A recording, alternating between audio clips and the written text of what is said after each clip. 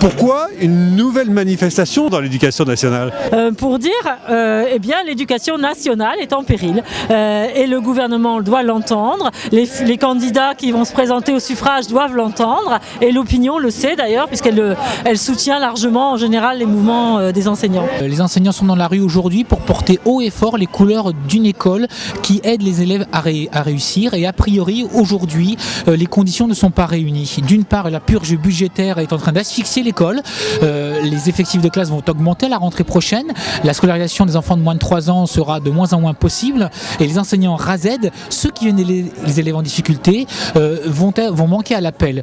Tout ce contexte-là crée un climat d'inquiétude des parents, des enseignants tout à fait légitimes et c'est aujourd'hui cette parole très forte qui est portée dans les cortèges. Bon, sur les 14 000 suppressions de postes, elles viennent s'ajouter à toutes celles qu'on a connues depuis 2007. Alors sur l'évaluation, on a eu quelquefois un discours un peu rapide sur les profs ne veulent pas être évalués. Bien sûr qu'ils veulent être évalués, ils le sont. Ils le sont déjà, ils le sont doublement.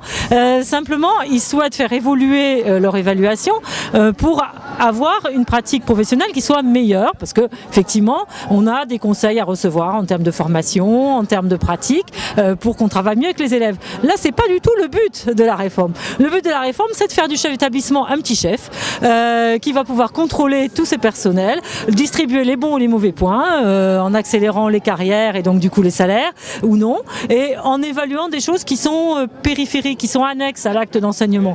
Donc ça veut dire en fait ce que vous enseignez en classe c'est pas très important quoi.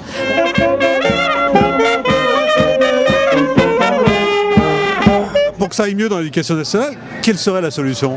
Donc la solution, ce serait d'avoir plus d'heures dans chaque établissement, donc plus de personnel, donc plus de postes en fait au concours, ce qui permettrait de décharger un petit peu les classes et ça donnerait plus de qualité à l'enseignement puisque en ayant moins d'élèves, on peut intervenir de façon plus individuelle et donc forcément la qualité de l'enseignement est meilleure. Plus d'enseignants, c'est-à-dire plus d'argent, mais les caisses sont vides au niveau de l'État.